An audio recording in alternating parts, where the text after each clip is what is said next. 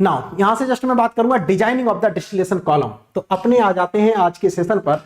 आज का जो सेशन का जो पार्ट रहेगा design of the distillation column. आज हम लोग बात करेंगे design of the distillation column. ठीक है, तो सारे लोग न्यू पेज, इसकी आप हो सके तो एक पतली सी कॉपी भी बना लो। मैं सारे रिएक्टर डिजाइनिंग, ठीक है, अभी आप कूलिंग टावर डिजाइनिंग, ठीक है, heat exchanger designing, evaporator designing, ये जितने भी डिजाइनिंग वाले इक्विपमेंट्स हैं वो मैं सारे कवर करवा दूंगा आपके जब तक बार का एग्जाम आएगा।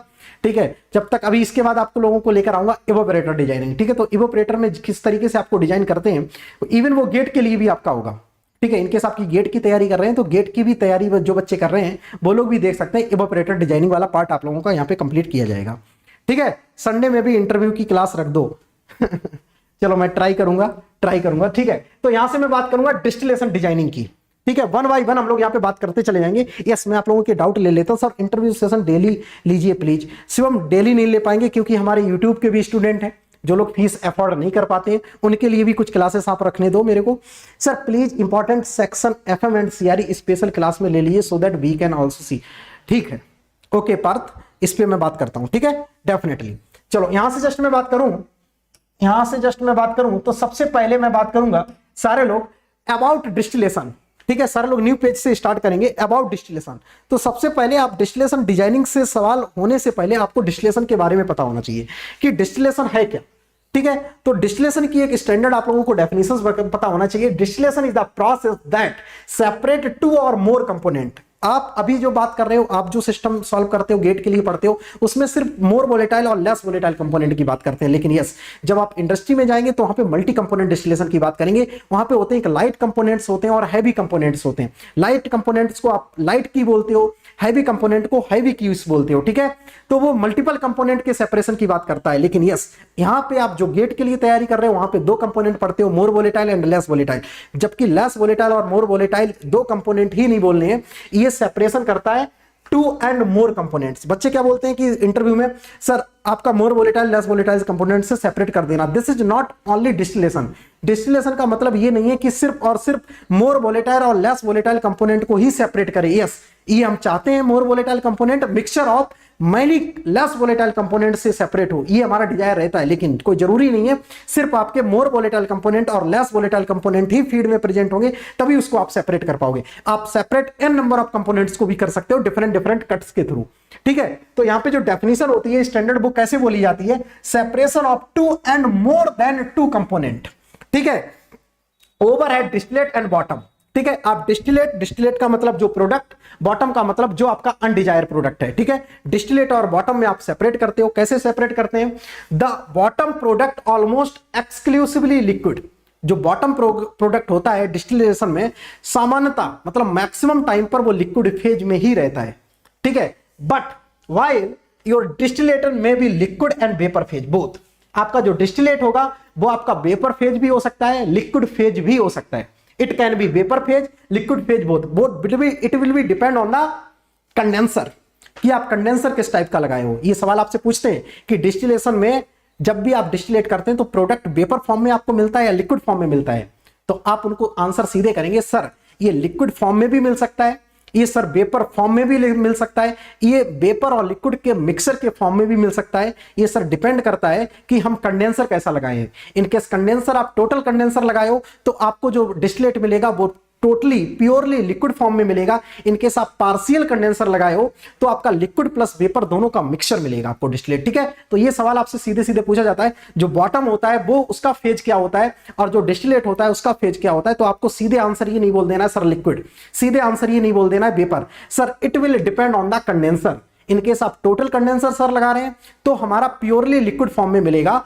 और पार्शियल कंडेंसर लगा रहे हैं तो हमारा लिक्विड प्लस वेपर दोनों फॉर्म में मिलेगा। तो यहीं पे यही बात लिखी हुई है, व्हाइल डिस्टिलेट में बी लिक्विड एंड वेपर और बोथ, तीनों चीजें हो सकती है। देखो मैंने हाईलाइट कर रखा है, इट कैन बी लिक्विड, बहुत इंपॉर्टेंट ये डेफिनेशन है, बहुत इंपॉर्टेंट, एक एक पॉइंट बहुत अच्छा लिखा हुआ है यहाँ पे। इट कैन बी लिक्विड, जो डिस्टिलेट है it can be liquid, can be vapour and can be both. Vapour भी हो सकती है, इनकेस आप कंडेंसर नहीं लगा रहे हैं, आपने सोचा कि कंडेंसर नहीं लगा रहे हैं तो सीधी सीधी वेपर्स आएंगी। आप वेपर्स को कहीं पे कलेक्ट कर पा रहे हो तो अच्छी बात है। कंडेंसर इसी वजह से लगा पाते हैं क्योंकि वेपर उतनी सारी स्पेस बहुत ज्यादा लेती हैं, ठीक है, वेपर्स को कलेक्ट कहां पे करोगे भाई, कितने आप कमरे बनाओगे, पूरा कमरा चाहिए उसके लिए। ठीक है, अब वेपर को कंडेंस कर दोगे तो तुम एक ड्रम में उसको पैक कर पाओगे, एक ड्रम में पैक कर पाओगे। ठीक है, तो इस वजह से हम उसको कंडेंस करते हैं। सीधे सवाल ये पूछा जाता है why condenser, what is the need of condenser, so that हम उसको सर जो अपना मोर वोलेटाइल कंपोनेंट है उसको सेपरेट कर पाए और उसको स्टोर कर पाए। ठीक है, किसी इक्विपमेंट में प्रॉपर तरीके से उसको स्टोर कर पाए, तो इस वजह से हम कंडेंसर यूज करते हैं। ठीक है, दिस इज द रीजन कि why you are using the condenser. तो ये सवाल पूरा बेसिक डेफिनेशन से ही पूछ लेते हैं कि सर कंडेंसर ही क्यों यूज करते हैं, क्योंकि वेपर फॉर्म में समटाइम्स हमको स्टोरेज करने में प्रॉब्लम होती है। किसमें प्रॉब्लम होती है, स्टोरेज करने में प्रॉब्लम होती है, ट्रांसपोर्टेशन करने में प्रॉब्लम होती है। ठीक है, तो स्टोरेज करने में आसानी हो लिक्विड फॉर्म में, ठीक है, ट्रांसपोर्ट करने में आसान हो लिक्विड फॉर्म में। ठीक है, तो लिक्विड फॉर्म में होगी तो उसको ट्रांसपोर्ट इजीली तरीके से किया जा सकता है। तो this is the advantage why we are using the condenser. ठीक है, तो कंडेंसर क्यों लगाते हैं, इसके पीछे ये पर्पज है। ठीक है, अच्छा, with mechanism of the boiling point difference, जो डिस्टिलेशन होता है उसके पीछे जो मैकेनिज्म होती है वो होती है बॉइलिंग पॉइंट डिफरेंस। जो मैकेनिज्म होती है वो होती है बॉइलिंग पॉइंट डिफरेंस। सारे लोग इस डेफिनेशन को कॉपी में राइट डाउन कर लेंगे, सारे लोग इस डेफिनेशन को कॉपी में राइट डाउन कर लेंगे। ईच टर्म को मैंने बता दिया है। ठीक है, तो distillation is the separation technique, ठीक है, to or more than two component, ठीक है, इन ओवरहेड एंड डिस्टिलेट। जो आपका डिस्टिलेट होता है it can be vapour, liquid and both. ठीक है, और जो आपका बॉटम होता है it can be exclusively in the liquid form. ठीक है, वो लिक्विड फॉर्म में आपका प्रेजेंट रहता है। ये लाइन मस्त बोलेंगे। और मैकेनिज्म क्या होती है sir, boiling point difference. In case component के बॉइलिंग पॉइंट डिफरेंस नहीं है तो वो डिस्टिलेशन के थ्रू सेपरेशन नहीं हो पाएगा। यस, तो सर क्या सेपरेशन पॉसिबल है? यस, हमारे पास और भी बहुत सारी टेक्निक्स हैं, मास ट्रांसफर और भी बहुत सारे ऑपरेशंस हैं, जैसे एक्सट्रैक्शन हो गया। इनकेस बॉइलिंग पॉइंट में डिफरेंस नहीं है सर, हमारे पास एक और टेक्निक है, दैट इज द एक्सट्रैक्शन। हम एक्सट्रैक्शन की हेल्प से भी सेपरेट कर सकते हैं सर। और भी टेक्निक्स हैं। यस, आप इनकेस गैस और लिक्विड का मिक्सचर है तो हमारे पास एब्जॉर्प्शन है, तो एब्जॉर्प्शन की हेल्प से भी हम लोग क्या कर सकते हैं, सेपरेट कर सकते हैं। इनकेस दोनों प्रोडक्ट आपके लिक्विड फॉर्म में है और उनका बॉइलिंग पॉइंट बिल्कुल डिफरेंस नहीं है, तब फिर उसको कैसे सेपरेट करेंगे? Then you will use extraction method. तब उसको एक्सट्रैक्शन मेथड की हेल्प से भी हम लोग उसको सेपरेट कर सकते हैं। ठीक है, तो हमेशा कोई जरूरी नहीं होता है कि आपके डिस्टिलेशन सर हम instead of revolver boiler use क्यों नहीं करते हैं, बॉयलर यूज क्यों नहीं करते हैं बताओ sir. You are not audible, क्या बात कर रहे हो यार? इतना मैंने बोल दिया है, आई एम नॉट ऑडिबल, कैसी बात कर रहे हो यार? दोबारा तो ये सब मत बुलवाना। ऑडिबल हूं कि नहीं हूं, रुको मैं चेक कर ले रहा हूं, चेक कर ले रहा हूं, वेट। अरे भैया ऑडिबल हैं तुम यार, रिफ्रेश करो अपने सिस्टम को। आकाश, तुम लग रहा है कहीं ईयरफोन में लगा के तो नहीं छोड़ दिए हो? ठीक है, ईयरफोन में तो लगा के नहीं छोड़े। ऑडिबल है भैया, ऑडिबल है, आवाज आएगी। ठीक है, आवाज आएगी। ओके चलो, यहां से जस्ट मैं बात करूंगा कि डिस्टिलेशन को डिजाइन करने के 2 से 3 मेथड हैं। ठीक है, आप लोग उसको ग्राफिकली भी डिजाइन कर सकते हैं और उसको थ्योरेटिकली भी डिजाइन कर सकते हैं। ठीक है, डिजाइन करने के 2 से 3 मेथड है। तो इसको हम जब भी ग्राफिकली डिजाइन करते हैं तो ग्राफिकली डिजाइन करने के लिए कुछ पैरामीटर्स की नीड होती है, उन पैरामीटर्स को आपको फॉलो करना पड़ता है।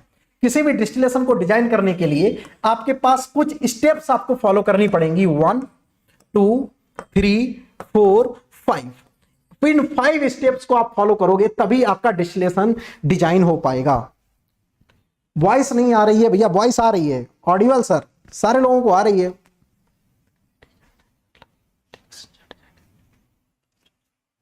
ठीक है, मैं ट्राई करूंगा शिवम, मैं ट्राई करूंगा, मैं ट्राई कर रहा हूं इस सीरीज में मैं ये सारी कंप्लीट करवा दूं। तो ठीक है, जो डिजाइन करते हैं डिस्टिलेशन कॉलम की तो इतने पैरामीटर्स की आपको नीड पड़ती है। एक प्रॉपर तरीके से एक वे होता है कैसे आप डिजाइन करते हैं। तो सबसे पहले क्या होता है कि आपको प्रोसेस ऑपरेशन वेरिएबल्स आपको डिफाइन करने पड़ते हैं कि आपका फीड फ्लो रेट कितना है, बॉटम फ्लो रेट कितना आपको चाहिए, डिस्टिलेट फ्लो रेट कितना चाहिए, कितने कितने कंपोजिशन आपको, जैसे मान लो आपने मार्केट में डिमांड है कि 95% तक की कंसंट्रेशन का मेरे को प्रोडक्ट चाहिए, तो ये भी आपको फिक्स करना पड़ेगा। कंपोजिशंस आपको फिक्स करनी पड़ेंगी। मतलब जो प्रोसेस ऑपरेशन वेरिएबल्स होंगे ये आपको पहले ही डिफाइन करने पड़ेंगे, ये आपको पहले ही डिफाइन करने पड़ेंगे जो भी ऑपरेशन वेरिएबल होंगे। तो ये इन स्टेप को पहले मैं 1 बाय 1 में सब कुछ बताऊंगा। ठीक है, जितने भी वेरिएबल्स होंगे, जैसे वेरिएबल्स क्या, जैसे फीड फ्लो रेट कितना आपको रखना है, ठीक है, आपको डिस्टिलेट फ्लो रेट कितना रखना है, बॉटम फ्लो रेट कितना रखना है, ठीक है, एंड आपको कितने कंपोजिशन का चाहिए, आपको बॉटम में फिक्स करना पड़ेगा कि इतने कंपोजिशन का चाहिए, अदरवाइज आप क्या कर दोगे, उसको रिवॉल्व कर दोगे, ठीक है, बॉयल अप कर दोगे। और दूसरी चीज रिफ्लेक्स कर दोगे, क्योंकि आपको डिजायर वैल्यू नहीं पता है, आपको 95% चाहिए, तो ये आपको पहले डिफाइन करना पड़ेगा। सर मार्केट में डिमांड है 95% की और आप 90% नहीं मेरे को दे सकते हैं, तो इट मींस सबसे पहले आपको प्रोसेस जो ऑपरेशन वेरिएबल्स हैं उनको डिफाइन करना पड़ेगा। देन अब उनको डिफाइन करने के बाद पूरा कॉलम कैसे डिजाइन करोगे। सपोज कर लो आपको 95% की कंसंट्रेशन चाहिए, तो अब आपको डिस्टिलेशन को डिजाइन करना है। मतलब पॉइंट क्या है, आपको कंसंट्रेशन 95% की चाहिए, अब आपका काम है मुझे डिजाइन करके दिखाओ, ठीक है। आप मुझे डिजाइन करके डिस्टिलेशन कॉलम दिखाओ, कितना डायामीटर लगेगा, कितनी हाइट लगेगी, कितनी प्लेट्स की रिक्वायरमेंट होगी, क्या क्या अलग अलग फ्लो रेट्स होंगे, ठीक है। तो ये सब कुछ आपको बताना पड़ेगा, ठीक है। बस डिमांड क्या रहेगी कि हमें 95% का प्रोडक्ट चाहिए, उसके लिए मुझे कॉलम आप डिफाइन करके दिखाओ, कॉलम को डिजाइन करके दिखाओ। तो उसके लिए 1 बाय 1 स्टेप्स कैसे हैं। सबसे पहले आपको मिनिमम रिफ्लेक्स रेशियो निकालना पड़ेगा, सबसे पहले आपको मिनिमम रिफ्लेक्स रेशियो निकालना पड़ेगा। मिनिमम रिफ्लेक्स रेशियो की हेल्प से आप एक्चुअल रिफ्लेक्स रेशियो निकालेंगे, ठीक है। रिफ्लेक्स रेशियो जैसे आ जाता है, रिफ्लेक्स रेशियो जैसे ही आ जाएगा, आप मिनिमम नंबर ऑफ ट्रेस निकाल पाएंगे, ठीक है। आप क्या निकाल पाएंगे, कितनी मिनिमम नंबर ऑफ ट्रेस की रिक्वायरमेंट होगी वो आप निकाल पाएंगे। मिनिमम नंबर ऑफ ट्रेस से आप एक्चुअल नंबर ऑफ ट्रेस भी निकाल पाएंगे, ठीक है। मिनिमम नंबर ऑफ ट्रेस निकाल लेंगे, मिनिमम नंबर ऑफ ट्रेस के बाद आप एक्चुअल नंबर ऑफ ट्रेस भी निकाल पाएंगे। मिनिमम नंबर तो निकाल ही लेंगे, आप एक्चुअल नंबर ऑफ ट्रेस भी निकाल लेंगे डायरेक्टली, आप एक्चुअल नंबर ऑफ ट्रेस भी निकाल लेंगे, मिनिमम नंबर ऑफ ट्रेस भी निकाल लेंगे, ठीक है। और तीसरी बात, तब आपके पास नंबर ऑफ ट्रेस आ जाएंगी, रिफ्लेक्स रेशियो आ जाएगा। फिर उसके बाद आपको कॉलम की हाइट डिफाइन करनी पड़ेगी और कॉलम का डायामीटर आपको डिफाइन करना पड़ेगा। कॉलम की हाइट आपको डिफाइन करनी पड़ेगी एंड आपको डायामीटर यहां पे डिफाइन करना पड़ेगा। और सारे लोग सेशन को लाइक करते चले जाओ, ठीक है। फर्स्ट ऑफ ऑल, ठीक है, सारे लोग सेशन को लाइक कर दो यार। भैया 9 लाइक आप लोग देख रहे हो, बताइए 9 लाइक्स हैं और 20-22 बच्चे देख रहे हैं, ये कैसी नाइंसाफी है। पहले आया करो, सेशन को लाइक करा करो। लाइक करने का मतलब you are present in the class, ठीक है। अटेंडेंस नहीं ली जाती है बचपन में, तो वो वाला हिसाब है। लाइक पहले किया करो आप लोग, ओके। तो पॉइंट क्या है, सबसे पहले आपको वेरिएबल सर डिफाइन करने पड़ेंगे। वेरिएबल क्या क्या है अभी हम बात करेंगे। फिर उसके बाद आपको मिनिमम रिफ्लेक्स रेशियो निकालना पड़ेगा, मिनिमम रिफ्लेक्स रेशियो से एक्चुअल रिफ्लेक्स रेशियो निकालना पड़ेगा। उसके बाद आप मिनिमम नंबर ऑफ ट्रे भी डिफाइन कर सकते हैं और डायरेक्ट नंबर ऑफ ट्रेस भी डिफाइन कर सकते हैं। एंड देन आपको डायामीटर और हाइट भी कैलकुलेट करनी पड़ेगी, डायामीटर और हाइट भी कैलकुलेट करनी पड़ेगी। और इसके बाद एक और स्टेप है, ऑपरेटिंग जो डिस्टिलेशन में प्रॉब्लम्स होती हैं, ऐसा नहीं है डिस्टिलेशन रन कर रहा है तो उसमें कॉमन ऑपरेटिंग प्रॉब्लम्स क्या क्या होती हैं उनके बारे में भी आपको बताना पड़ेगा। तो ये है आपका complete package to define the distillation column, ठीक है। ये है कंप्लीट पैकेज, ठीक है। तो इस तरीके से आपको डिफाइन करना पड़ेगा। लाइक डन, बहुत बढ़िया, ठीक है। सारे लोग ये 5 पॉइंट पहले राइट डाउन कर लेंगे, सारे लोग मस्त तरीके से 5 पॉइंट राइट डाउन कर लेंगे। सारे लोग 5 पॉइंट जल्दी से राइट डाउन करने के बाद यहां पे डन बोल देंगे मेरे को, ठीक है। ऑल 5 पॉइंट सारे लोग राइट डाउन कर लो और देन मेरे को डन बोल दो, ठीक है। सारे के सारे लोग,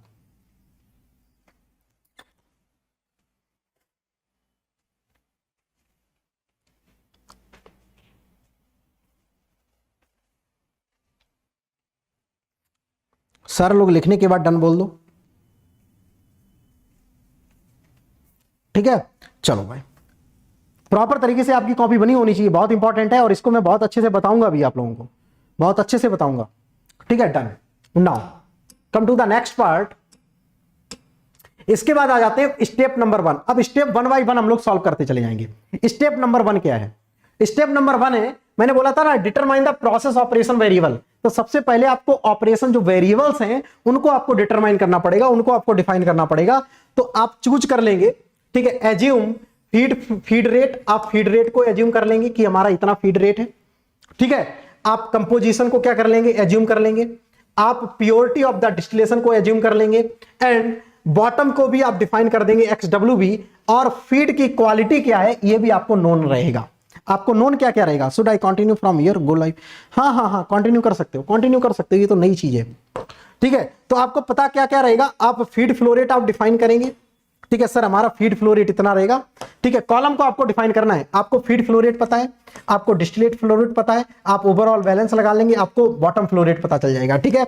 आपको एक्सेप्ट पता है, फीड में कितना मोर वोलेटाइल कंपोनेंट है ये आपको पता होगा, ठीक है। XW पता होगा, ठीक है, एक्स डी पता होगा और क्यू पता होगा। इतने वेरिएबल्स आपको पता होंगे, इतने वेरिएबल्स आपको पता है। इनकेस नहीं पता है तो आप मटेरियल बैलेंस से निकाल लोगे। इनकेस आपको हो सकता है एक दो वेरिएबल नहीं पता है तो आप मटेरियल बैलेंस से निकाल भी लोगे, वो भी मैं अभी आपको सिखा दूंगा कैसे निकालेंगे। ठीक है, सपोज कर लो हो सकता है कि सारे वेरिएबल्स आपको ना पता हो, लेकिन आपको फीड के बारे में तो सारा कुछ जानकारी होगा, इसके बारे में तो आपको जानकारी होगा। फीड आप डाल रहे हैं, फीड के बारे में आपको सब कुछ पता होगा ही। ठीक है, हो सकता है आपको डिस्टिलेट के बारे में भी आपको पता होगा, लेकिन आपको हो सकता है डब्ल्यू के बारे में ना पता हो। आपको डिस्टिलेट फिक्स होगा। जब भी आप डिजाइन करेंगे, कितनी प्योरिटी के लिए आप डिजाइन करेंगे ये आपको पहले ही डिफाइन करना पड़ेगा सर। ठीक है, पता चला आप डिजाइन करके कुछ भी रख दो ना, डिस्टिलेशन तो हर कोई डिजाइन कर देगा। डिस्टिलेशन डिजाइन करने की बड़ी बात नहीं है, डिस्टिलेशन किस प्योरिटी के प्रोडक्ट के लिए डिजाइन कर रहे हो ये इंपॉर्टेंट है। डिस्टिलेशन तो हो सकता है इसमें इतने बच्चे हैं सब पढ़ के सब लोग डिजाइन कर दें, लेकिन बात क्या है कि आपका जो डिस्टिलेशन डिजाइन किए हो वो एक्सडी फिक्स है, इट विल बी फिक्स। हमको सर 95% चाहिए तो चाहिए। ठीक है, हमारे लिए ये फिक्स है, ये फिक्स है। हमें इस इंटरव्यू में सीधे पूछता है कि 90% हमको एल्कोहल चाहिए, आप डिफाइन करो। ठीक है, हमको 90% ए कंपोनेंट चाहिए, आप डिस्टिलेशन कॉलम डिजाइन करो बस। ठीक है, ये आपके पास पैरामीटर्स हैं। ठीक है, तो ये चीज है। ओके, तो ये चीज है। Now perform overall material balance and component balance to determine the composition of the distillate and तो इनकेस आपको नहीं पता है तो क्या करेंगे, आप मटेरियल बैलेंस लगा देंगे और कंपोनेंट बैलेंस लगा लेंगे। ठीक है, तो मैं आपको वो भी सिखा देता हूं। कंपोनेंट बैलेंस और मटेरियल बैलेंस आप लोगों को यहां पे देखने को मिल जाएगा। तो कंपोनेंट बैलेंस कैसे लगाएंगे, देखो F equal to D plus का W, F equal to D plus का डब्ल्यू। ठीक है, F equal to D plus का डब्ल्यू। एक तो ये ओवरऑल बैलेंस आ गया, दूसरा आपको मटेरियल बैलेंस भी आना चाहिए। डिजाइन द डिस्टिलेशन कॉलम, एक मिनट। ठीक है, यहां पे मटेरियल बैलेंस कैसे लगाएंगे तो वो भी मैं आपको बता देता हूं। F equal to D plus W. हो सकता है कोई अननोन ना पता हो, ठीक है, तो फीड के बारे में पता हो सकता है कोई चीज ना पता हो तो यहां से निकाल सकते हैं। ठीक है, एक तो ये बैलेंस लगाएंगे और दूसरा बैलेंस लगाएंगे F into X F equal to D into X D plus का डब्ल्यू इंटू एक्स डब्ल्यू। ये दो मटेरियल बैलेंस लगाएंगे और इजिली तरीके से आप क्या कर पाएंगे, इजिली तरीके से आप जो भी अननोन होगा वो उसको आप फाइंड आउट कर लेंगे। ठीक है, तो इन दो मटेरियल बैलेंस आप लोगों को आना चाहिए, ये दो मटेरियल बैलेंस आना चाहिए। इनकेस कोई अननोन है तो उसको आप इजिली तरीके से फाइंड आउट कर पाएंगे। ठीक है,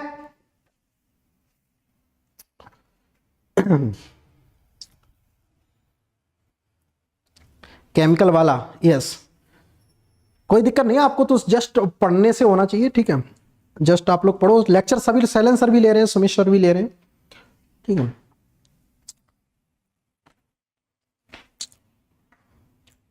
राइट। माइंड में ऐसे वैसे क्वेश्चन मत लेकर आओ, you just focus on your study. क्या हुआ, चल तो रहा है। ठीक है, इतना सारे लोग पहले राइट डाउन कर लेंगे।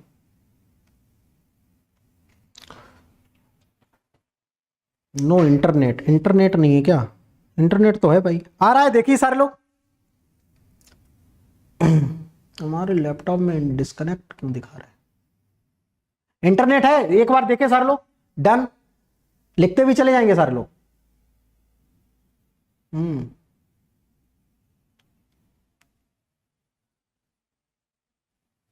Connected, now connected, done.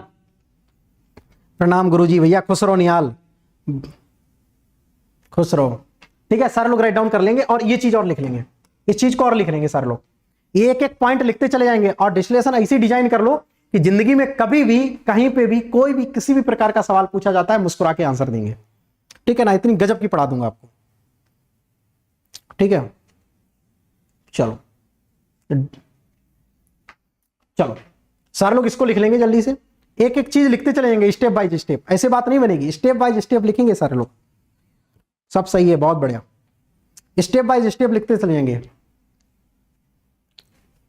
ठीक है, चलो इतनी बात सर हो गई, इतनी बात हो गई नाउ। ठीक है, तो सबसे पहले फीड रेट, ठीक है, composition, purity of the distillates, all these things you have to no.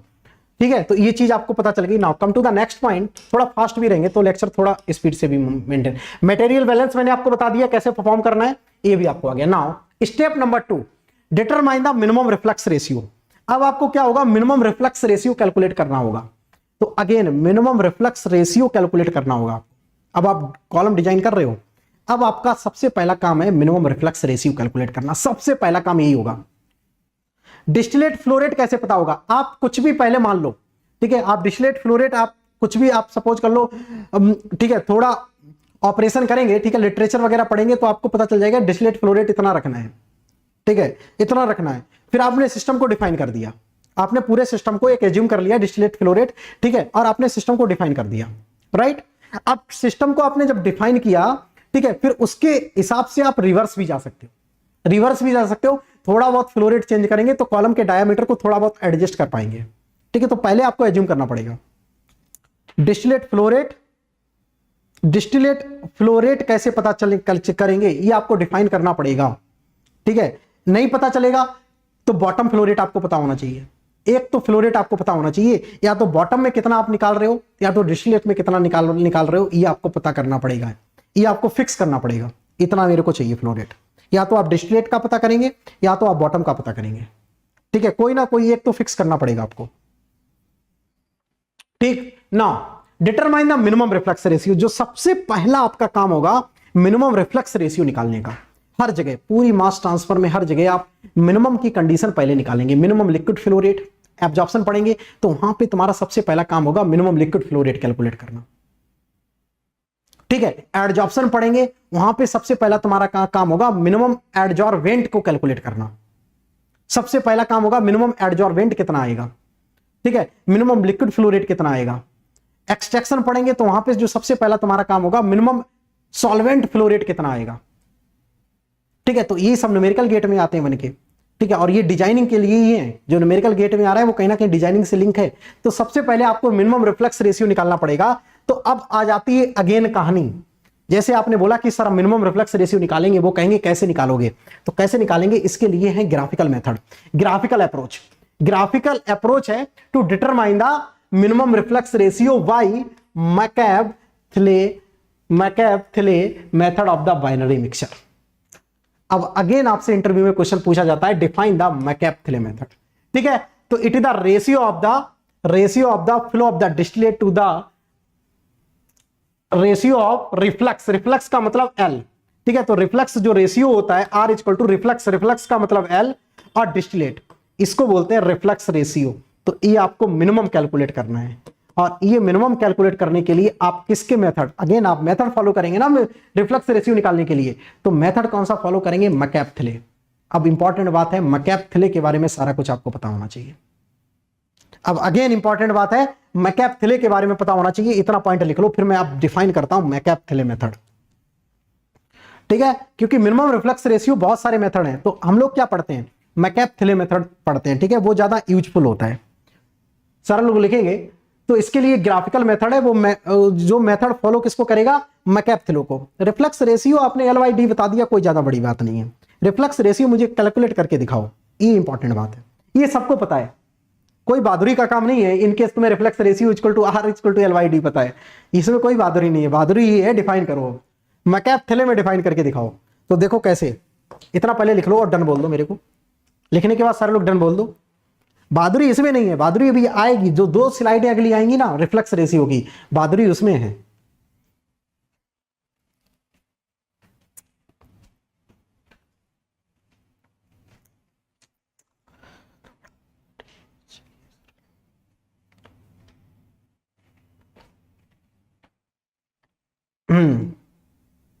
Done.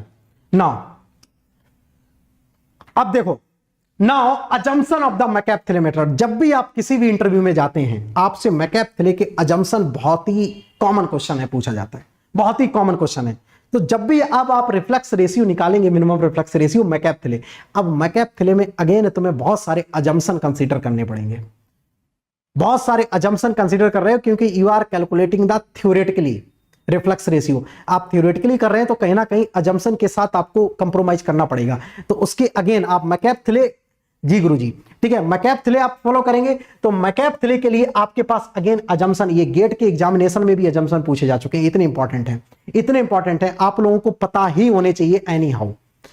Any situation में आपको मैकैप-थिले के अजम्पशन पता होना चाहिए। तो सबसे पहला assumption constant molar overflow rate, ठीक है, सबसे पहले कांस्टेंट मोलर ओवरफ्लो रेट। तो flow rate of the vapour and liquid are constant in each section, ठीक है, दोनों सेक्शन में लिक्विड का फ्लो रेट और वेपर का flow rate will be constant. Sir बात नहीं समझे, सपोज कर लो ये आपका डिस्टिलेशन कॉलम है, एक सेक्शन है आपका इनरिचिंग सेक्शन, एक है आपका स्ट्रिपिंग सेक्शन। तो जो इनरिचिंग सेक्शन है उसमें लिक्विड का फ्लो रेट एवरी प्लेट पर सेम होना चाहिए, एवरी प्लेट पर आपका वेपर का फ्लो रेट सेम होना चाहिए, और जो आपका स्ट्रिपिंग सेक्शन है उसमें लिक्विड का फ्लो रेट एवरी प्लेट पर सेम होना चाहिए और आपका वेपर का फ्लो रेट एवरी प्लेट पर सेम होना चाहिए। तो this is the first assumption, constant molar flow rate. तो L1 equal to L2 equal to L3 equal to L होना चाहिए, V1 equal to V2 equal to V3 equal to V होना चाहिए। तो एक तो पहला तो ये अजम्पशन मानेंगे। दूसरा अजम्पशन क्या है, L1 bar equal to L2 bar equal to L3 bar, दोनों सेक्शन में आपके फ्लो रेट सेम होने चाहिए, V1 bar equal to V2 bar equal to V3 bar, ठीक है, इक्वल टू V बार और इक्वल टू L बार, ठीक है, ये आपका पता होना चाहिए, ठीक है, ये अजम्पशन है भैया, ये अजम्पशन है। and so this is also ensure that the operating line should be straight, ठीक है, ऑपरेटिंग लाइन कैसी आएंगी, स्ट्रेट आएंगी। तब आप ये जंक्शन मान लेंगे ना, तो ऑपरेटिंग लाइन आपकी स्ट्रिपिंग सेक्शन की भी स्ट्रेट आएगी और इनरिचिंग सेक्शन की भी स्ट्रेट आएगी। कभी आपने ऐसा नहीं देखा कि आपका ये डिस्टिलेशन कॉलम बना है, ये इक्विलिब्रियम कर्व ऐसा हो सकता है, लेकिन ऑपरेटिंग लाइन कभी आपने ये नहीं देखी कि यार कर्व कैसी आई। कभी आपने देखा, देखो मैं यहां पे बताता हूं, कभी आपने ऐसा नहीं पढ़ा होगा कि सर मैंने ऑपरेटिंग लाइन इस तरीके की देखी है, ये मैकैप का एजम्पशन है। चलो भाई कुछ तो नया बन गया कुछ आज, ठीक है। ये सपोज कर लो ये आपकी मैकैप की, ये मैकैप-थिले मेथड है, लिसन वेरी केयरफुली, ठीक है। कभी आपने ऐसा नहीं देखा होगा, कभी आपने ऐसा नहीं देखा होगा कि ये इक्विलिब्रियम कर्व है, आपकी ऑपरेटिंग लाइन इस तरीके से कर्व टाइप की बन गई हो, कभी ऐसा नहीं देखा होगा। Operating line should be straight, operating line should be straight, हमेशा ये अजम्पशन है, ये अजम्पशन है मैकैप-थिले का, ये हमेशा नहीं आता है, ये अजम्पशन है। This is the based on the assumption straight line आ रहा है, ये based on the assumption straight line आ रहा है। क्यों? क्योंकि आपने मोलर फ्लो रेट कांस्टेंट मान रखे हैं। मोलर फ्लो रेट कांस्टेंट मानोगे, आप मटेरियल बैलेंस लगाओगे टॉप सेक्शन और स्ट्रिपिंग सेक्शन में, ऑटोमेटिकली वो स्ट्रेट लाइन निकल के आ जाएगा, ऑटोमेटिकली वो क्या निकल के आ जाएगा, स्ट्रेट लाइन निकल के आएगा। तो दिस शुड बी अजम्पशन, ठीक है, ये अजम्पशन आपको पता होना चाहिए। Now come to the next point, ठीक है। तो पहला आपको आ गया समझ में, constant overflow rate and both line should be straight, ठीक है, operating lines should be straight.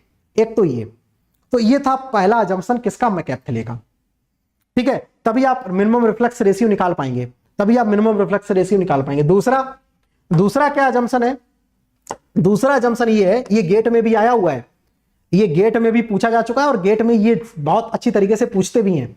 पेंचॉन-सेवरेट method नहीं पूछते हैं, मैकैप-थिले ही पूछते हैं आपके गेट के एग्जामिनेशन में, ठीक है। Now heat effect are negligible, मतलब example heat loss from the column small, मतलब वेरी स्मॉल, मतलब उसको नेग्लेक्ट ही कर देते हैं। मतलब क्या हुआ सर, हीट लॉस, इसका सर थोड़ा और डिफाइन करो, मतलब मजा नहीं आया। हीट लॉस नेग्लिजिबल, इसको थोड़ा फील करवाओ। फील करने का मतलब ये कि आपका क्या हो रहा होगा, जो एक मोल कंडेंस हो रहा होगा और एक मोल वेपराइज हो रहा होगा, तो जो कंडेंस हो रहा होगा वो हीट लूज कर रहा होगा और जो वेपराइज हो रहा होगा वो हीट गेन कर रहा होगा। तो मतलब क्या हुआ, हीट लॉस नहीं करेंगे। सिस्टम में क्या होगा, जितना जो कंडेंस हो रहा है, जितना हीट लूज करेगा वो हीट यूटिलाइज हो जाएगी लिक्विड फेज को वेपराइज करने में। मतलब हीट का यहां पे रियल लाइफ में ऑब्वियसली है कि यार कहीं ना कहीं हीट लॉस हो रहा होगा, बट मैकैप-थिले ने ये मान रखा है कि जो मोल कंडेंस हो रहा होगा वो हीट क्या करेगा, लूज करेगा। कंडेंस करने का मतलब हीट लूज करेगा, जो हीट लूज करेगा वो हीट जो लूज की वो मोल, वो हीट कहां पे चली जाएगी, दूसरे मोल को वेपराइज करने में। Everyone are getting this point, sir लोग पकड़ पा रहे हैं। मतलब क्या हुआ, एक मोल जो कंडेंस हो रहा है और वेपराइजेशन, दोनों चीजें एक साथ चलती हैं डिस्टिलेशन कॉलम में। तो जो हीट लूज कर रहा है, वो जो लूज करने के बाद जो हीट बची दूसरे लिक्विड को उसने वेपराइज कर दिया। तो मतलब हीट लॉस नहीं हुआ, लेकिन रियल लाइफ में हीट लॉस होगा। But this is the assumption, this is the assumption of the McCabe Thiele method. सारे लोगों को दूसरा अजम्पशन आ गया समझ में, एक बार बोल देंगे यस। सारे लोगों को अजम्पशन नंबर 2 समझ में आ गया तो एक बार बोल देंगे यस। क्या मतलब ये स्टोरी कहना क्या चाह रहा है, ये बात कहने की क्या कोशिश कर रहा है? सारे लोगों को बात पकड़ में आ रही है? एक बार बोल देंगे सारे लोग यस, इनकेस बात समझ में आ रही हो तो। पकड़ पा रहे हो क्या मैं कह रहा हूं? जो कंपोनेंट एक हीट लूज करेगा, दूसरा कंपोनेंट उतना गेन करके वेपराइज हो जाएगा। मतलब heat lose by one component, heat gain by another component, heat balance हो जाएगा। There will be heat balance. Okay, तो ये मैं क्या बोलते हैं कि मतलब सर मामला कुछ ऐसा चल, आदान प्रदान का चल रहा होगा। ठीक है, ऐसा नहीं हो कि हीट लूज कर दे। ठीक है, हीट ऑब्वियसली है, कोलिजन्स वगैरह होते हैं, हीट लूज होती है, लेकिन वो नहीं, वो उसको कंसीडर ही नहीं कर रहे हैं। उसको मींस इक्विमोलर काउंटर डिफ्यूजन तो होता ही है। इक्विमोलर काउंटर डिफ्यूजन तो वो equimolar counter diffusion based on the flow rate, not heat exchanging. ठीक है, या समथिंग लाइक दैट अंकित।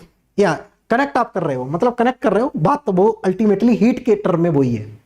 ठीक है, तुम मतलब फ्लक्स के टर्म में बात कर रहे हो, लेकिन वो हीट के टर्म में है। ठीक है, चलो थर्ड बात क्या है भाई? थर्ड बात क्या है? बहुत बढ़िया, बहुत बढ़िया। थर्ड पॉइंट इनका अजम्पशन क्या है? थर्ड अजम्पशन सारे लोग मेंशन कर लेना, ये बड़े काम का है गेट के लिए भी। Every mole of the vapour condensed another mole of the liquid is vaporise. मतलब क्या हुआ सर? इनकेस 5 मोल कंडेंस किए तो 5 मोल वेपराइज कर जाएंगे। ठीक है, जैसे 1 मोल कंडेंस हुआ तो अजम्पशन ये है कि दूसरा मोल वेपराइज होना चाहिए। ठीक है, तो इक्विमोलर, तभी तो इक्विमोलर बैलेंस हो पाएगा। तभी आपने देखा होगा जब भी मैं डिफ्यूजन आपको पढ़ाता हूं तो इक्विमोलर काउंटर डिफ्यूजन मतलब डिस्टिलेशन। एप्लीकेशन क्या पे है? इक्विमोलर काउंटर डिफ्यूजन का डिस्टिलेशन में देखने को मिलता है। मतलब एक मॉलिक्यूल आपका क्या हुआ? कंडेंस हुआ, तो दूसरा मॉलिक्यूल वेपराइज होना चाहिए, तभी लिक्विड और वेपर का बैलेंस रहता है कॉलम में। अदरवाइज लिक्विड ही लिक्विड है तब भी मास ट्रांसफर नहीं होगा, इनकेस वेपर वेपर है तब भी मास ट्रांसफर नहीं होगा। ठीक है, कॉलम के अंदर इनकेस प्योरली वेपर है तब भी मास ट्रांसफर नहीं होगा, क्योंकि आपको वाई और एक्स चाहिए। वाई और एक्स चाहिए, मतलब ये क्या है? Driving force, available driving force X A and Y A. आपको लिक्विड भी मेंटेन रखना है और वेपर भी मेंटेन रखना है। Okay, got it. दूसरा अजम्पशन, तीसरा अजम्पशन होप सो आप लोगों को समझ में आ गया होगा। फोर्थ अजम्पशन क्या बोल रहा है? फोर्थ ये बोल रहा है the liquid and vapour leaving the tray is in equilibrium with the vapour and liquid entering the tray. मतलब क्या हुआ? यहां से जो वेपर जा रही है, यहां से liquid and vapour leaving the tray, यहां से जो वेपर लीव कर रही है, लीविंग द ट्रे। ठीक है, ये लीविंग द ट्रे, यहां से लिक्विड कौन सा लीव कर रहा है? ये लीव कर रहा है, और वेपर ये लीव कर रही है, leaving the tray with the equilibrium. मतलब ये जो y है और x है, सेम प्लेट से जो वेपर लीव कर रही है और जो लिक्विड कंपोनेंट लीव कर रहा है, मतलब more volatile component in the liquid phase, more volatile component in the vapour phase on same tray will be in equilibrium, will be in equilibrium. ये अजम्पशन है fourth. This is the assumption number fourth. On same tray पे जो मोर volatile component है उसका जो vapour phase में जो composition है, ऑन सेम ट्रे पर जो मोर वोलेटाइल कंपोनेंट है जो लिक्विड फेज में है, both should be in equilibrium, both should be in equilibrium. This is the assumption number 4। Specific heats are equal. Heat यहां पे लिखा है, ये देखो, इसमें स्पेसिफिक हीट नहीं इक्वल होंगी तो तुम्हारा हीट इफेक्ट नेग्लिजिबल नहीं होगा। ठीक है, mCp डेल्टा टी। ठीक है, तो डेल्टा टी जीरो कब होगा? जब आपका ये होगा। ठीक है, जो तुम्हारी स्पेसिफिक हीट लिखा है ना, अदरवाइज हीट इफेक्ट इक्वल नहीं होगी। इसी के अंदर स्पेसिफिक हीट भी आ गया है, टर्म एक ही बार यूज कर लो। ठीक है, स्पेसिफिक हीट का मतलब, स्पेसिफिक हीट का मतलब क्या हुआ? रिलेटेड टू हीट ट्रांसफर, और heat transfer going to same. ठीक है, वो इसी के अंदर आ गया है पार्ट। सारे लोगों को चारों पार्ट आ गए समझ में?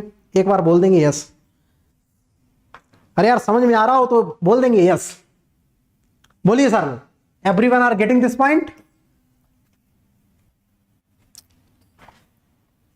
बोलो भैया, everyone are getting this point properly? सारे लोगों को प्रॉपर तरीके से आ रहा है समझ में? बहुत बढ़िया, बहुत बढ़िया, सुपर। तो अभी तक आप लोगों ने काम क्या कर लिया है? सर हमने वेरिएबल को डिफाइन कर दिया है। ठीक है, variable F D W X W, ये composition X D X F. Variable को डिफाइन कर दिया है। दूसरा ऑब्जेक्टिव है to calculation of the minimum reflux ratio. दूसरा ऑब्जेक्टिव ये है सर मिनिमम रिफ्लेक्स रेशियो क्यों कैलकुलेट कर रहे हैं, अभी आपको लास्ट में कनेक्शन आएगा समझ में, क्यों मिनिमम रिफ्लेक्स रेशियो कैलकुलेट कर रहे हैं, to calculation of the number of tray से फिर हाइट वगैरह कैलकुलेट करोगे, ठीक है। दूसरा ऑब्जेक्टिव ये sir minimum reflux ratio calculate करने के लिए जिस रास्ते से हमें गुजरना पड़ेगा वो है मैककेप-थिले। मैककेप-थिले के बारे में आपको सब कुछ पता होना चाहिए। तो जिस रास्ते से आप मिनिमम रिफ्लेक्स रेशियो के गुजरोगे ना, उसमें बहुत सारी चीजें आपको करनी पड़ेंगी पहले, क्योंकि डिजाइनिंग कर रहे हो। डिजाइनिंग इतनी हल्के में नहीं हो जाएगी, पता चला आए तुरंत ड्रॉ कर दिया। अब आपको मैककेप-थिले डिफाइन करना पड़ेगा। तो मैककेप-थिले में ये आपने अजम्पशन लिए, ये आपसे सवाल पूछा जाता है, ठीक है। तो इस वजह से मैंने पूरा आपको डिफाइन ही कर दिया अच्छे से, ठीक। चलो अब मैं आ जाता हूं नेक्स्ट पॉइंट। अब आपको ड्रॉ करना पड़ेगा इक्विलिब्रियम कर्व। अब आपको ड्रॉ करना पड़ेगा इक्विलिब्रियम कर्व। ये एक अलग सिचुएशन है भाई। इसके लिए तुम्हें इक्विलिब्रियम कर्व ड्रॉ करने के लिए, जब भी आप प्रोजेक्ट वगैरह करते हो डिस्टिलेशन कॉलम डिजाइन का, इस इक्विलिब्रियम कर्व को डिफाइन करने के लिए तुम्हारे कम से कम 5 दिन लग जाते होंगे इक्विलिब्रियम कर्व को ड्रॉ करने के लिए। इक्विलिब्रियम इनकेस तुम एक्सपेरिमेंटली डिटरमाइन कर रहे हो, तो एक्सपेरिमेंटली डिटरमाइन कर रहे हो तो तुम्हें कम से कम 4 से 5 दिन लग जाएंगे, तब तुम करेक्ट इक्विलिब्रियम कर्व ड्रॉ कर पाओगे। कैसे? आपके पास फीड डिफाइन है, आपके पास सर फीड मेरे को डिफाइन है, इक्विलिब्रियम कर्व आपको ड्रॉ करना होगा। अब इक्विलिब्रियम कर्व ड्रॉ करने के लिए अगेन बहुत सारी चीजें आपको कलेक्ट करनी पड़ेंगी। कैसे? आपके पास सर फीड है, मेरे पास सर फीड है, तो मैं यहां पे सर मोटा मोटा मानूं अपना ए जो कंपोनेंट है it is the more volatile component, और जो अपना बी है लेस वोलेटाइल कंपोनेंट। ए है अपना मोर वोलेटाइल कंपोनेंट और जो बी है अपना लेस वोलेटाइल कंपोनेंट है। बी अपना कैसा है? Less volatile component. ए है वो अपना कैसा है? More volatile component. Listen very carefully, अब यहां से बहुत ध्यान से सुनना है। अब अगेन आपको इक्विलिब्रियम कर्व बनाना है, तो इक्विलिब्रियम कर्व भी बहुत अच्छे से आपको आना चाहिए, सीखना। A to Z बातें आपको पता होना चाहिए इक्विलिब्रियम कर्व के लिए, ठीक है। तो यहां से मैं इसको ले जाता हूं मेन मैदान में और डिफाइन कर देता हूं आपको इक्विलिब्रियम कर्व कैसे बनाना है, ठीक है। ये बहुत सवाल पूछा जाता है इक्विलिब्रियम कर्व का। इक्विलिब्रियम कर्व का बहुत बार सवाल पूछा गया है और बोर्ड कर गया है भैया हैंग। हाँ ठीक है, काम कर गया। इक्विलिब्रियम कर्व को अब आपको डिफाइन करना है। Now you have to define the equilibrium curve. अब आपके पास फीड पता है सर, हम जिसके लिए कॉलम डिजाइन कर रहे हैं वो हमको फीड पता है।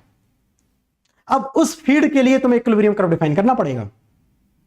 जो तुम जिसके लिए तुम कॉलम डिजाइन करोगे उसका तुम्हें फीड पता होगी कि सर हमारे पास ये फीड है और हमको इससे 95% का प्रोडक्ट चाहिए, बस हमसे तो ये बोल दिया गया है, और कॉलम तो हमको डिफाइन करना पड़ेगा ना। हमारे पास फीड है, इसका मतलब फीड के बारे में सब कुछ आपको पता है, उसकी क्वालिटी, उसमें वेपर कितना है, फीड का टेम्परेचर कितना है, इंथैल्पी कितना है, वो सब कुछ आपको पता है, ठीक है, फीड के बारे में। अब फीड पता है, उसमें कौन कौन से कंपोनेंट हैं ये भी आपको पता है। तो मैं बोलता हूं, मैं जस्ट आपको समझाने के लिए मैं 2 कंपोनेंट ले लेता हूं। हो सकता है फीड में बहुत सारे कंपोनेंट हो, तो मैं जस्ट ले लेता हूं 2 कंपोनेंट। एक आपका ले लेता हूं ए कंपोनेंट और B component. This is the about of feed. तो ए को मैं बोल देता हूं कि अपना मोर वोलेटाइल कंपोनेंट है और बी अपना कैसा है? लेस वोलेटाइल कंपोनेंट है। थोड़ा सा आप लोग फास्ट ट्राई करिएगा समझने का, थोड़ा सा फास्ट ट्राई करिएगा, अदरवाइज मेरे कन्वेंशनल लेक्चर वाले में चले जाना आप लोग, ठीक है। जो मैंने प्रॉपर तरीके से पिछली बार डिफाइन किए थे उस वाले लेक्चर में आप लोग चले जाना, ठीक है। वहां पे मैंने इसको लगभग 3 से 4 दिन में डिफाइन किया है, ठीक है। बहुत ढंग से पढ़ाया है इक्विलिब्रियम कर्व कैसे बनता है। इनकेस किसी को बहुत ज्यादा अच्छी नॉलेज लेनी है तो मेरा लेक्चर इसी पर प्लेलिस्ट में पड़ा हुआ है, यूट्यूब पर ही पड़ा हुआ है, फ्री में ही पढ़ा है, ऐसा कुछ नहीं है, ठीक है। तो उसको आप देख लेना जाके। 3 लेक्चर हैं, 3 से 4 लेक्चर हैं, सिर्फ इक्विलिब्रियम कर्व को ही मैंने डिफाइन किया है। उन चारों लेक्चर में सिर्फ equilibrium curve, each and every section पर बात मैंने कर ली है, ठीक है। बहुत अच्छे से डिटेल में बताया है। यहाँ पे मैं थोड़ा जल्दी से बता देता हूँ आपको, यहाँ पे मैं जल्दी से बता देता हूँ आपको, क्योंकि उतना टाइम है नहीं, बहुत सारी चीजें कवर करनी है, ठीक है। तो इनकेस और भी डिटेल में आपको चाहिए होगा तो वहां से आप लोग देख लेना। चलो भाई, अब मैं इधर आ जाता हूं। इक्विलिब्रियम कर्व को डिफाइन करना है, इसका मतलब ये तो हम चीज सर आराम से बना सकते हैं। ये क्या है? y इक्वल टू वाई और x डेटा है, मतलब ये अपना y है, ये अपना क्या है? y है। This is our y, this is our y and this is our x, ठीक है। x क्या है? More volatile component in the liquid phase में कितना है? y क्या है? More volatile component in the vapour phase में कितना है, ठीक है। More volatile component in the vapour phase में कितना है, more volatile component in the liquid phase में कितना है। ये सर हम डायगोनल लाइन बोल देंगे, इसको डायगोनल लाइन बोलते हैं, इसको बोलते हैं डायगोनल लाइन, डायगोनल लाइन, इसको बोलते हैं डायगोनल लाइन, ठीक है। और इसको बोलते हैं x equal to Y line भी बोलते हैं, और इसको हम 45 डिग्री लाइन भी बोलते हैं। इसके तीन नाम होते हैं, वन 45 डिग्री लाइन, दूसरा डायगोनल लाइन, और तीसरा होता है x equal to Y line. तो इसके तीन नाम हैं, ठीक है, x equal to Y line, diagonal line और 45 डिग्री लाइन, ठीक है। तो ये तीन नाम है, याद रखना। ओके सर, अब हमको सर इक्विलिब्रियम कर्व बनाना है। हम क्या करेंगे सर, a प्लस बी के मिक्सचर को लेंगे, a प्लस बी के मिक्सचर को कंटेनर में लेंगे, कंटेनर में लेंगे, और सर हम यहां से नीचे से हीट को सप्लाई स्टार्ट कर देंगे, क्योंकि ऑब्वियसली ये डिस्टिलेशन है, तो इसका मतलब बॉयलर लगाए, गर्म करेगा, बॉयलर लगाए हो भाई, गर्म करेगा, गर्म करेगा। इसका मतलब एक इसमें क्या है, मोर वोलेटाइल कंपोनेंट, एक क्या है आपका less volatile component. One is the more volatile component, another one is the less volatile component. सारे लोग जरा मेरे को इतना सोच के बता दो, ये कहां से आ गया, ये नहीं आएगा। पहले इक्विलिब्रियम कर्व के लिए आपके पास, ठीक है, आपके पास TXY डायग्राम आएगा, आपके पास क्या आएगा, TXY डायग्राम आएगा, ठीक है। आपके पास पहले आएगा TXY डायग्राम, ठीक है। तो मैं पहले आपको डिफाइन करता हूं इधर TXY डायग्राम, एक मिनट, ये तो बाद में आएगा, ठीक है। पहले आपका क्या आएगा, TXY डायग्राम, TXY डायग्राम आएगा, राइट। चलो भाई, इधर पहले आप डिफाइन करो TXY डायग्राम, TXY डायग्राम, ये आएगा आपका TXY diagram, TXY diagram, TXY diagram आएगा। अब आप काम क्या करेंगे, इस फीड को थोड़ा गर्म करेंगे। तो सारे लोग मेरे को इतना बता दो, इतना बता दो मेरे को, पहला जो बबल मिलेगा, जो पहला बबल मिलेगा वो किसका मिलेगा, ए का मिलेगा या बी का मिलेगा, सर लोग बता दो, ए का मिलेगा या बी का मिलेगा। जो पहला बबल फॉर्म होगा वो ए का मिलेगा कि बी का मिलेगा। एट दिस मिक्सचर, मैं बोलूं इस मिक्सचर कंपोजिशन पर आपकी फीड है, ठीक है, आपका 60% ए और 40% बी है, ठीक है। तो सर लोग बता दो, पहला जो बबल मिलेगा वो किसका मिलेगा, ए का मिलेगा या बी का मिलेगा, ए का मिलेगा। क्यों, A is the more volatile component, A more volatile component है, तो ये कंपोनेंट का लो वेपर प्रेशर है, लो वेपर प्रेशर, मतलब इसका बॉइलिंग पॉइंट लो है, मतलब low boiling point, low boiling point.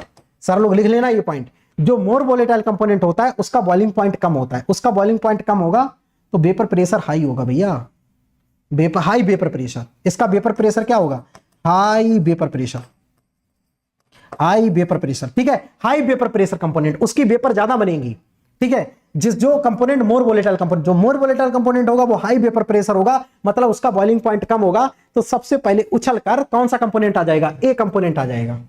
तो जैसे आपका ए कंपोनेंट आ गया तो वो तुम राइट डाउन टेम्परेचर कर लेंगे कि इस टेम्परेचर पर आया, और ये वाला पॉइंट आप लोग राइट डाउन कर लेंगे, ठीक है। सिमिलरली अभी आपने ये कंपोनेंट रखे, आपने इसका कंपोजिशन चेंज कर दिया। अभी ए कंपोजिशन में बोलूं कि 50-50 मामला है, यहां पे ए बी का क्या है, 50-50 मामला आपको दिख रहा होगा। अब मैं बोलूं कि ए कंपोनेंट को मैं क्या कर दूं, बढ़ा दूं, और बी कंपोनेंट को और कम कर दूं, और कम कर दूंगा, तो ये इस साइड शिफ्ट हो जाएगा, इस साइड शिफ्ट हो जाएगा। यहां पे आपको फर्स्ट बबल मिल जाएगा, यहां पे फर्स्ट बबल मिल जाएगा, ठीक है। आप बी कंपोनेंट की ओर जाएंगे तो बी कंपोनेंट की ओर जाएंगे, बॉइलिंग पॉइंट बढ़ता चला जाएगा, ये आपको pure boiling point of B मिल जाएगा, ठीक है। और ये आपको मिल जाएगा pure boiling point of A, pure boiling point है। ये आप सेपरेट निकालेंगे, ये कहां से निकालेंगे, एंटोइन इक्वेशन से। ये कहां से निकालेंगे, एंटोइन इक्वेशन से, क्योंकि प्रेशर आपका क्या होगा, फिक्स होगा। एंटोइन इक्वेशन से टीए और टीबी की वैल्यू निकाल देंगे, ठीक है। तो ये टीए टीबी की वैल्यू आ गई, ये आ गया आपके पास bubble point curve, this is the your bubble point curve, ठीक है। सिमिलरली आपको अब क्या होगा, अब क्या होगा, लिक्विड प्लस वेपर का इसमें मिक्सचर मिलना स्टार्ट हो जाएगा। तो ये लिक्विड प्लस वेपर का मिक्सचर मिलना स्टार्ट हो गया।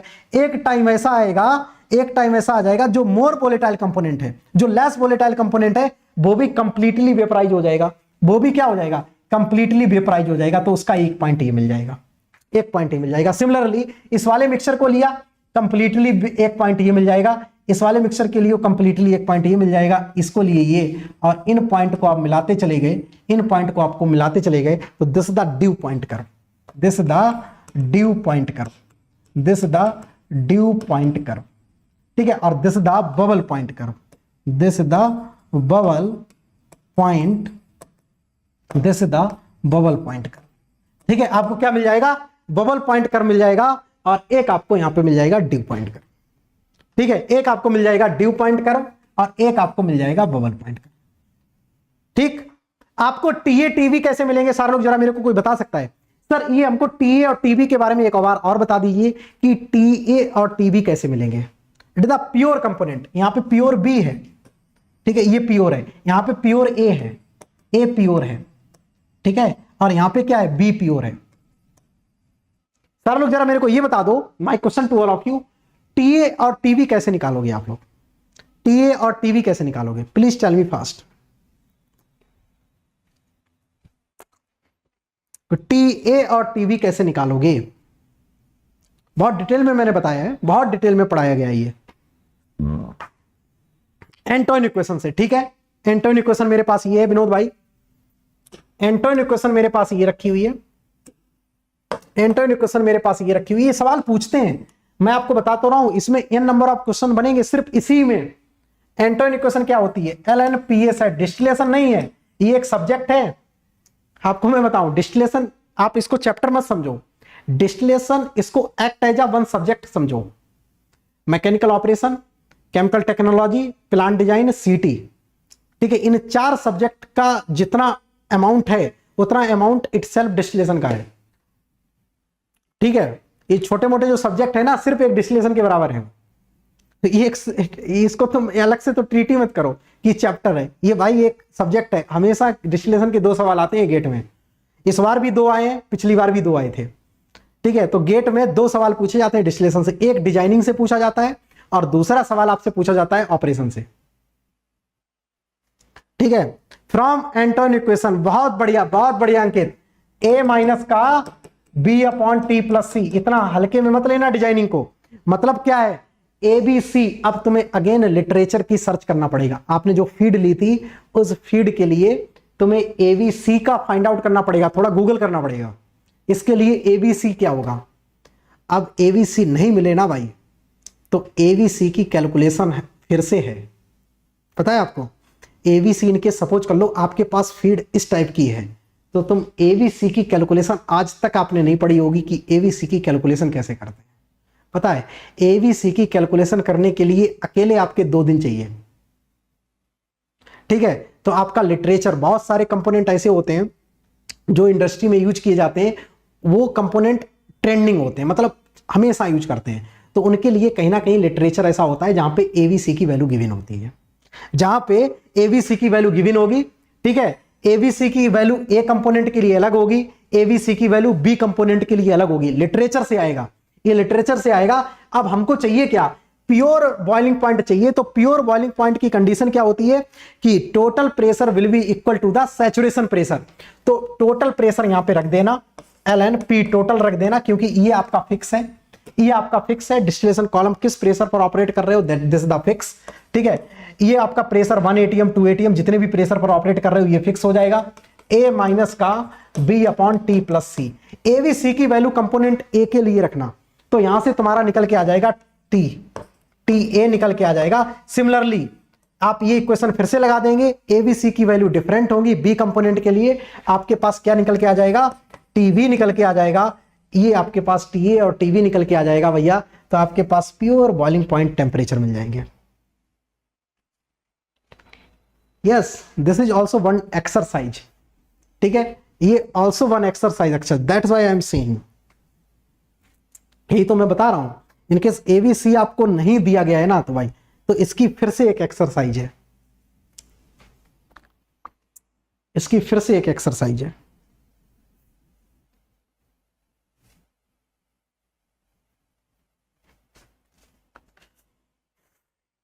ये सब एक्सपेरिमेंटली आता है, ये सब एक्सपेरिमेंटली आएगा।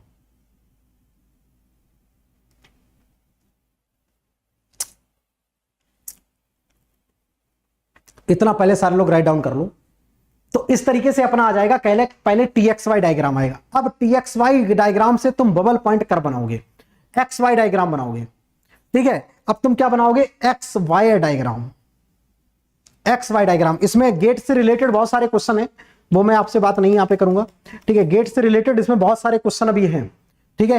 ये टाई लाइन, ये हर एक टेम्परेचर पर, इस टेम्परेचर पर एक टाई लाइन मिलेगी, इस टेम्परेचर पर एक ये टाई लाइन मिलेगी, इस टेम्परेचर पर ये टाई लाइन मिलेगी। तो जितने जितने आप टेम्परेचर लेते चले जाएंगे उतनी आपको टाई लाइन्स मिलेंगी। टाई लाइन्स क्या बताती हैं कि how much amount of the vapour and liquid available in the system. ठीक है, तो कितना वेपर, वेपर लगातार देखो कम होता चला जा रहा है, तो ये क्या है, अमाउंट ऑफ वेपर। शुरुआत में वेपर कम होता चला जा रहा है, लिक्विड बढ़ता चला, सॉरी ये होगा आपका लिक्विड इधर और इधर होगा वेपर, तो लिक्विड कम होता चला जा रहा है, वेपर बढ़ता चला जा रहा है। ठीक है, तो ये टाई लाइन क्या शो कर रही है, इधर अमाउंट किसका है, लिक्विड का, और इधर अमाउंट कितना है, वेपर का।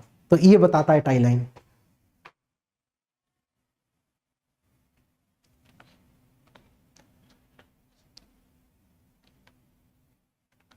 सर जी जब क्लास होता है तो इंटरव्यू सीरीज क्यों लिखते हैं?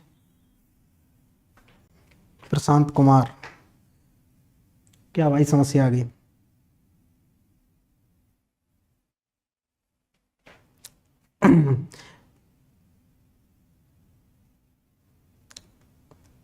ठीक है, तो ये क्या आ गया अपना, वेपर और लिक्विड। दिस द वेपर और लिक्विड में क्या आ जाएगा, ये ट्रांसफर हो जाएगा। ठीक है, और वेपर और लिक्विड में ये ट्रांसफर हो जाएगा, राइट। मैकेब में नहीं है, मैकेब में नहीं है।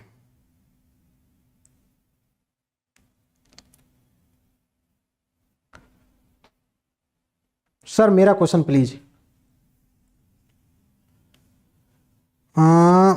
सर मेरा क्वेश्चन अंकित, डेफिनेटली मैं आप एबीसी की वैल्यू फाइंड आउट शॉर्ट में बताओ ना सर। एबीसी की फाइंड आउट देखो कैसे करते हैं, इसमें जब भी आप एबीसी के लिए थोड़ा सा गूगल वगैरह कर लेना। ठीक है, इसमें अगेन एंटोन इक्वेशन से ही करते हैं फाइंड आउट। ठीक है, आपने कोई सिस्टम ले लिया, उसका एक बॉइलिंग पॉइंट एज्यूम करोगे।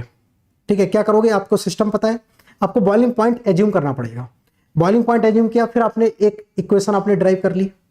ठीक है, फिर आपने फिर से सेम बॉइलिंग पॉइंट पे क्या नाम, आपने प्रेशर फिक्स रखा, सैचुरेशन प्रेशर फिक्स रखा, फिर आपने एक दूसरा टेम्परेचर लिया, उस टेम्परेचर से आपने एक इक्वेशन लिखी, फिर एक आपने हिट एंड ट्रायल से करके फिर तुम एबीसी की वैल्यू कैसे कैलकुलेशन से निकाल सकते हो। एक तो वो कैलकुलेशन वाला मेथड है, दूसरा क्या होता है, एक्सपेरिमेंट से निकाल सकते हो। एक्सपेरिमेंट से कैसे, आप हर एक जो कंपोनेंट है उसका सैचुरेशन प्रेशर निकालोगे एक्सपेरिमेंट से, क्योंकि saturation pressure is also experimental process.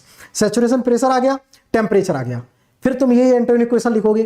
ठीक है, एक इक्वेशन आ जाएगी, फिर से तुम सैचुरेशन प्रेशर डिफरेंट टेम्परेचर पर निकालोगे, दूसरी इक्वेशन आ जाएगी, फिर से तुम तीसरा टेम्परेचर सिलेक्ट करोगे, तीसरा सैचुरेशन प्रेशर निकालोगे, तीन इक्वेशन आ जाएंगी। फिर उन तीनों इक्वेशन को आप पैरेलली सॉल्व करेंगे तो एबीसी की वैल्यू आ जाएगी। लेकिन यस, अब इंपॉर्टेंट बात है कि सैचुरेशन प्रेशर कैसे मिलेगा, ये आपको एक्सपेरिमेंट से मिलेगा। ठीक है, डिफरेंट डिफरेंट टेम्परेचर पर डिफरेंट डिफरेंट सैचुरेशन प्रेशर, ये जब भी आप लैब में एक्सपेरिमेंट करेंगे तो वहां से आपको सैचुरेशन प्रेशर मिलता चला जाएगा और आपको एबीसी की वैल्यू, तीन इक्वेशन बन जाएंगी, वहां से आप किसको कैलकुलेट कर पाएंगे। ठीक है, वहां से इसको आप इजीली तरीके से कैलकुलेट कर पाएंगे। ठीक है, चलो, interview series is more important. Yes yes correct, ABC depend on the thermodynamics. ठीक है, temperature pressure, this the thermodynamics.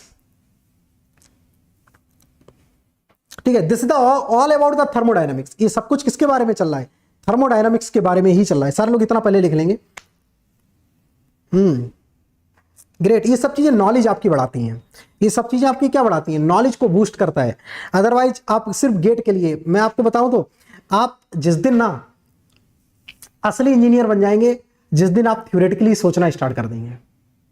ठीक है, जिस दिन आप थ्योरेटिकली स्टार्ट कर देंगे, गेट भी अच्छे से निकलेगा। ऐसा नहीं है कि गेट नहीं निकलेगा, इन सब चीजों की अंडरस्टैंडिंग से गेट भी निकलता है। ये सब चीजों की अंडरस्टैंडिंग जितनी डीप में जाके होगी, उतना तुम अच्छी तरीके से सवाल समझ पाओगे। फार्मूला लगा के डेटा को उसमें पुट करके कोई बहादुरी वाली बात नहीं है।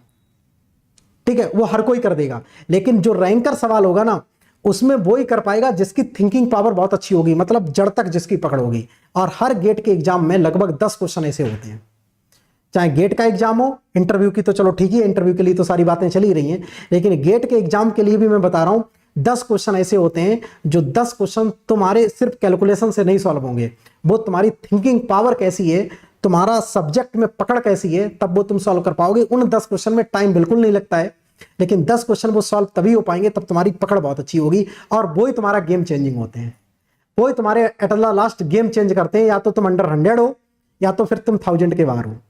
वो 10 क्वेश्चन ही चेंज करेंगे और 10 क्वेश्चन हर पेपर में रहते हैं ऐसे, ठीक है, थ्योरेटिकली रहते हैं सवाल। ठीक है सर, इतनी बात हमको समझ में आ गई। नाउ कम टू द, अभी सर ये इससे बनाने से भी कोई काम नहीं आया। अब इसको आप सेपरेट बनाओगे, जब भी कॉलम को डिजाइन करोगे इसको आप सेपरेट बनाओगे। इसको सेपरेट बनाने के बाद इसको एक और तरीका है इसको बनाने का, पता है? चलो मैं बता ही देता हूं, आज आप लोग थोड़ा नॉलेज भर के ही जाओ। इसका एक और तरीका है, बताएं? इसका एक और तरीका है बनाने का, इसका एक और तरीका है, इसका एक और तरीका है, वो भी मैं आपको बता देता हूं। इसका एक और तरीका है बनाने का, TXY डायग्राम बनाने का। इसका एक और तरीका है, सर ऑल टाइम कोई जरूरी नहीं है कि आपके पास A+B लिक्विड के फॉर्म में ही हो। A+B in case in form of liquid, तब तो आप नीचे से ऊपर जाएंगे, मतलब आप, ठीक है, गर्म करते बबल पॉइंट से, ठीक है, ड्यू पॉइंट तक जाएंगे। लेकिन इन केस आपके पास A+B in form of vapour मिल गया, in case in form of vapour मिल गया, तब आप इक्विलिब्रियम कर्व कैसे ड्रॉ करेंगे? In case in form of vapour मिल गया, तब इक्विलिब्रियम कैसे ड्रॉ करेंगे? लिसन वेरी केयरफुली, बहुत ध्यान से मेरी बात को सुनिएगा, बहुत मजा आएगा इस पॉइंट में। सर इनकेस हमको वेपर मिल गया ना, तब भाई हम इसको हीट नहीं करेंगे, इसको कूल करेंगे। इसको क्या करेंगे? कूल करेंगे। पता है इसको क्या करोगे? कूल करोगे। इसको कूल करोगे और कूल करने के बाद जो फर्स्ट ड्रॉप सबसे पहले कंडेंस होगी, वो किसकी होगी? ए की या बी की? No no no no no no no, PXY diagram is different story, ठीक है, इन ओनली TXY डायग्राम, ऊपर से नीचे। यस, सार लोग जरा ये बता दो, जब हम कूल करेंगे तो सबसे पहला जो ड्रॉप बनेगा वो किसका बनेगा? सबसे पहले जो ड्रॉप बनेगा वो किसका बनेगा? ए का या बी का? सारे लोग बताएंगे, सोच समझ के बताएंगे। सबसे पहला जो ड्रॉप बनेगा भाई, वो ए का बनेगा कि बी का बनेगा? We will condense first. जो सबसे पहला जो ड्रॉप बनेगा ना, वो ग्रुप बी का बनेगा, या क्योंकि B is the less volatile, वो तो चाहता ही है मैं कंडेंस हो जाऊं। जो लेस वोलेटाइल कंपोनेंट है वो तो वेपर में रहना पसंद ही नहीं करता है, वो तो चाहता है मैं तुरंत लिक्विड स्टेट में आ जाऊं। जैसे मैं थोड़ा टेम्परेचर कम मिला, तुरंत लिक्विड स्टेट में जाएगा। उसकी तो टेंडेंसी है टू फॉर्म लिक्विड फेज, ठीक है। तो सब आप इसको जब कूल करना स्टार्ट करेंगे तो पहली एक ड्रॉपलेट आपको मिलेगी, ठीक, पहली ड्रॉपलेट मिलेगी। फिर से आप डिफरेंट कंपोजिशन को कूल करेंगे, एक आपको ड्रॉपलेट मिलेगी, आपको ड्रॉपलेट मिलेगी। जैसे ही आपको ड्रॉपलेट मिलती है तो इसको बोलते हैं ड्यू पॉइंट, ठीक है। Locus of the all dew point is called dew point curve. Locus of all dew point, locus of all dew points is called dew point curve. तो this is the dew point curve. Again फिर से और ठंडा किया आपने, अब liquid plus vapour का mixture मिलेगा। फिर से आपने ठंडा किया, एक टाइम के बाद इतना आप ठंडा कर देंगे कि जो last droplet of the component ए की जो वेपर फेज में थी वो भी कंडेंस हो जाएगी। आप इतना कूल कर देंगे कि last drop of the more volatile component जो वेपर फेज में थी वो भी कंडेंस हो जाएगी। कंडेंस हो जाएगी जिस पर्टिकुलर टेंपरेचर पर कंडेंस होगी, आप टेंपरेचर राइट डाउन कर लेंगे, ठीक है। ये वाला कंपोजिशन लेंगे, ये वाला कंपोजिशन लेंगे तो यहां पे आपकी कंडेंस होगी, यहां पे कंडेंस होगी, ठीक है, यहां पे कंडेंस होगी, यहां पे कंडेंस होगी। इन सारे पॉइंट को आप मिला देंगे, this is called bubble point curve, this is called bubble point curve, this is called bubble point curve, bubble point curve, ठीक है। This is called dew point curve, dew point curve. और this is only TXY diagram, TXY diagram. तो you can draw the, ठीक है, तो this is the curve, ठीक है।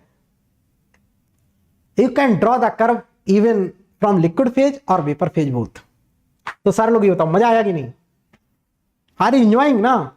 ऐसा लग रहा है कुछ नॉलेज बढ़ रही है, फुरफुरी सी आ रही है कि नहीं, ये बताओ पहले। सारे लोगों के हाथ में थोड़ी फुरफुरी आनी चाहिए, नॉलेज बढ़ रहा है मतलब फुरफुरी आना, इंपॉर्टेंट बात ये है, ठीक है। TXY डायग्राम, तो ये बात है भाई, ठीक है, ये बात है।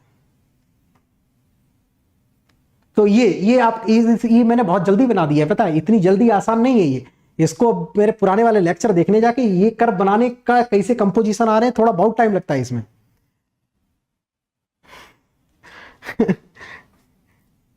ओके, तो ये बन गया आपका कर्व।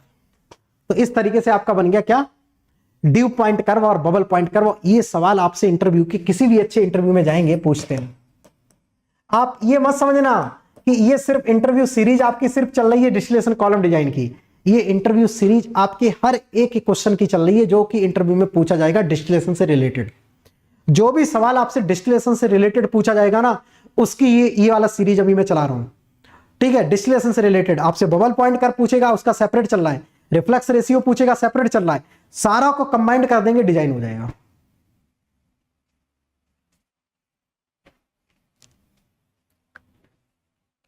टेस्ट सीरीज अभी चालू नहीं की गई है। ठीक है, टेस्ट सीरीज आप लोगों को मिल जाएगी बहुत ही जल्दी। ठीक है, मैं अपडेट कर दूंगा आपको, शॉर्ट के थ्रू अपडेट कर दूंगा। ठीक है, तो ये चीज है। तो आज का 1.5 घंटा हो गया है, पता नहीं चला। ठीक है, आज का 1.5 घंटा हो गया है, पता नहीं चला। तो आज हम लोगों ने इतना सीख लिया कि बबल पॉइंट कर्व कैसे बनता है। ठीक है, कल इसके बाद हम लोग एक्स वाई डायग्राम पे आ जाएंगे और कल हम लोग कैलकुलेट करेंगे इसको, रिफ्लेक्स रेशियो तक पहुंच जाएंगे। ठीक है, 1 या 2 लेक्चर और मेरे को चाहिए, पूरा मैं डिस्टिलेशन डिफाइन कर दूंगा। ठीक है, पूरा मैं डिजाइन कर दूंगा। आज के लेक्चर को यहीं तक रखते हैं। ठीक है, मन कर रहा है आप लोगों का जाने का? मन नहीं कर रहा होगा। ठीक है, ओके, अब इसको कल कंटिन्यू करेंगे। ठीक है, एंजॉय कर रहे हो कि नहीं ये बोलो। ठीक है, तो अब इसके आगे वाली स्टोरी बहुत लंबी है, अभी इसमें इतनी जल्दी ये खत्म नहीं होगा डिजाइनिंग। ठीक है, आगे वाली स्टोरी आपको नेक्स्ट लेक्चर में मिल जाएगी। ठीक है, नेक्स्ट लेक्चर में मिल जाएगी। ड्रॉ द फीड लाइन, कैसे हम लोग ड्रॉ करेंगे फीड लाइन वगैरह, ये सब आपको देखने को मिलेगा। ठीक है, नेक्स्ट लेक्चर में आप लोगों को मिल जाएगा ये सब कुछ। सोचा था मैं काफी पार्ट कवर कर दूंगा, लेकिन डिटेल में जाने पे ये सब आपको कल मिलेगा। ये सब प्रॉपर तरीके से, ये सब चीजें कैसे डिजाइन करते हैं, ये सब पैरामीटर्स वगैरह क्या है, ये आपको सब कल मिलेगा। ठीक है, कैसे डिफाइन करते हैं ये सब चीजें, ये सब किस तरीके से, सीप ट्रे क्या होती है, बबल ट्रे क्या होती है, लिक्विड कैसे फ्लो होता है, ये सब आपको, फ्लडिंग क्या होता है, वेलोसिटी क्या होती है, कूलिंग क्या होता है, डाउन कमर क्या होता है, ये सब आप लोगों को कल देखने को मिलेगा। ठीक है, ये क्या जोन क्या होता है, ऑपरेटिंग प्रॉब्लम्स कैसे होती हैं, ये सब इसी में आप लोगों को मिलेगा। ठीक है, ठीक है, ओके आकाश, कल वाली क्लास में मैं इसको डिफाइन कर दूंगा। ठीक है, कल वाली क्लास में आप पूछ लेना।